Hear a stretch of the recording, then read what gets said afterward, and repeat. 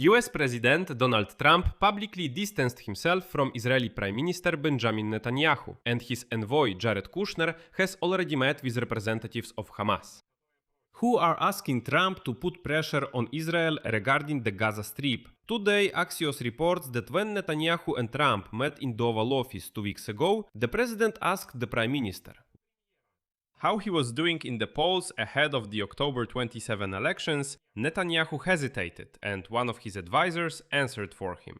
Mr. President, he is winning.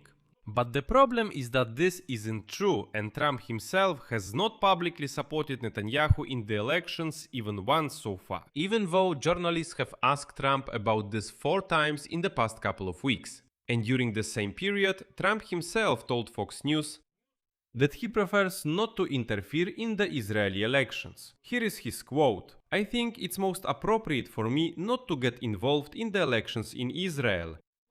But I might support someone. As you remember, nothing used to stop Trump from supporting any candidate. For example, Javier Milei in Argentina or Viktor Orban in Hungary. Nothing stopped him at all. But now he suddenly says, I'll remain neutral."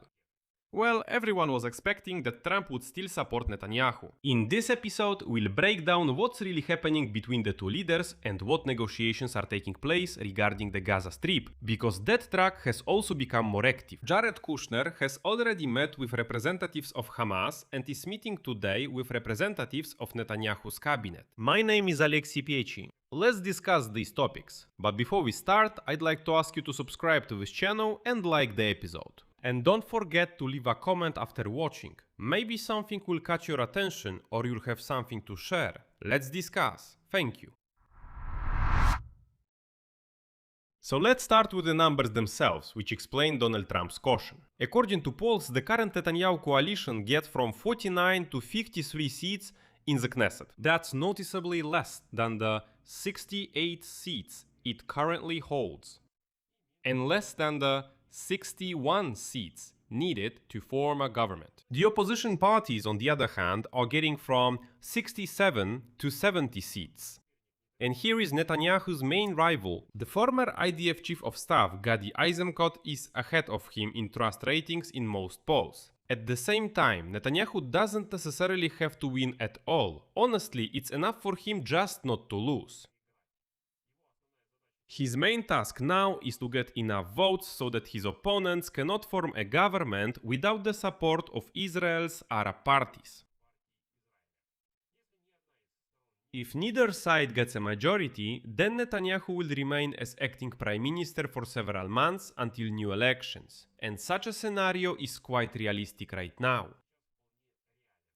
But Trump's support could convince voters that Netanyahu is still on the same page with the American president. After all, there are already big doubts about this. And in the first weeks of the war with Iran, some of Trump's close advisors were confident that he would support Netanyahu in the upcoming elections, that he would do so publicly, and that he might even invest in his election campaign. At that time, Trump was loudly advocating for Prime Minister Netanyahu to be pardoned and for his corruption case to be dropped. But as the war dragged on, the foreign policy goals of the two leaders and their domestic political interests began to diverge. The situation changed. Over the past 3 months, more and more disagreements have arisen between them, and not only about Iran, but also about Lebanon and the Gaza Strip. The latest episode that heightened tensions between them was Netanyahu's public rejection of Donald Trump's Peace Council plan to disarm Hamas in the Gaza Strip. I had a separate episode on this topic here on my YouTube channel to explain all the details, so if you missed it, go and watch it. And it's even better to subscribe to the channel and hit the bell so you don't miss any episodes.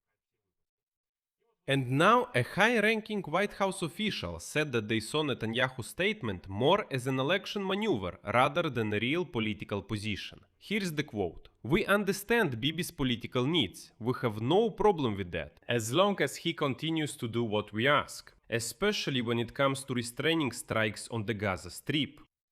Last week, Netanyahu spoke on the phone with Trump's special envoy Jared Kushner and promised to give the Peace Council's plan a chance, despite his own skepticism. He also pledged to reduce strikes on Gaza so that the demilitarization process could begin. Since then, according to an American official, Israel has indeed carried out far fewer strikes on Gaza, and the army has withdrawn troops to the so-called Yellow Line. Right there, where it was supposed to be according to the terms of the agreement. And today, that same Kushner, after meeting with the representatives of Hamas, is meeting with Netanyahu. And here, let me remind you that Donald Trump's special envoy and his son-in-law Jared Kushner met in El Alamein, Egypt with the Hamas leader Khalil al-Hayya in order to resume the implementation of Trump's peace plan. The director of the Peace Council, Nikolai Mladenov, also took part in the negotiations. The main goal of this meeting was to unblock the peace initiative after Israel rejected key elements of the proposed roadmap. Well, in addition to negotiations with Hamas, Kushner held a meeting with the president of Egypt, Abdel Fattah el-Sisi. And against the backdrop of these disagreements, the foreign ministers of 8 countries issued a joint statement condemning Israel's rejection of Trump's peace plan and warning that this decision is fraught with attempts to stop the war. And these 8 countries are Jordan, the United Arab Emirates, Indonesia, Pakistan, Turkey, Saudi Arabia, Qatar, and Egypt. The position of Hamas itself is also indicative here. The group directly appealed to Trump's Peace Council with a direct request to force Israel to implement the plan. In the statement from Hamas, it says, to force the occupying authorities to fulfill all their obligations under the first stage, to put an end to all violations, to stop the killings and incursions, as well as to approve the roadmap for the second stage of the ceasefire plan. At the same time, Axios sources clarified today that representatives of Hamas directly told Jared Kushner that they will begin disarmament only if Netanyahu comes out and publicly confirms his commitment to the terms of the plan. But, according to the same publication, Netanyahu opposed this proposal and is unlikely to change his position on the eve of the Knesset elections. The Peace Council itself hopes that it will be enough to simply persuade Netanyahu quietly, without public statements, to restore the ceasefire. But an Arab diplomat believes that the Hamas group is unlikely to agree to disarmament without a specifically public, rather than a behind-the-scenes statement from the Israeli Prime Minister. Now about why all this is creating tension not only around the Gaza Strip, but also around Donald Trump's status in Israel itself. Several political opponents of Netanyahu, including Eisenkot and former Prime Ministers Naftali Bennett and Yair Lapid, are concerned that Trump might still support the current leader Netanyahu, and as you can imagine, that is not in their interest. Opposition politicians through mutual friends, donors and other allies have sent back-channel messages to Donald Trump and his team urging them to remain neutral.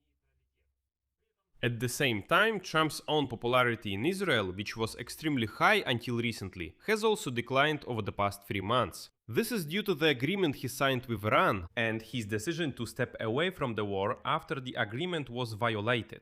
In other words, Trump involved everyone in this war and then abruptly left. Israelis are also irritated by the restrictions that Trump imposed on Israel's own operations in Iran, in the Gaza Strip, in Syria and in Lebanon. It's stunning how Trump himself avoids giving a direct answer to the question of whether he will support Netanyahu. Journalists have already asked him about supporting Netanyahu 4 times in just the past couple of weeks, and every time he dodged the question.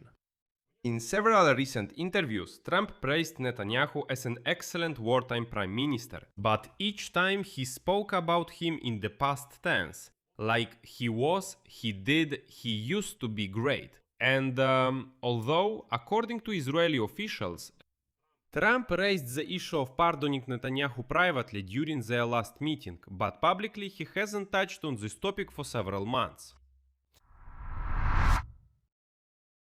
And finally, why is all of this so important for Donald Trump himself and not just for internal Israeli politics? The elections in Israel are critically important for his Middle East agenda for the remaining 2 years of his presidency, especially considering that the Iranian crisis is stuck in a state where there is no deal, no peace, and no war.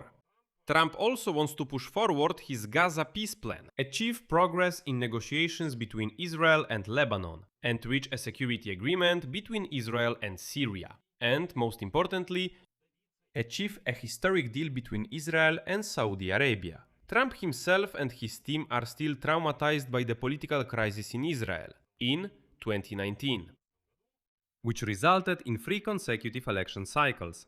And as you can imagine, it turned out to be simply a lost year of Middle Eastern diplomacy, because it's impossible to conduct it when it's unclear what's happening in Israel itself. And today, a high-ranking American official stated the White House does not intend to repeat past mistakes and will not allow internal Israeli politics to block its entire regional agenda again.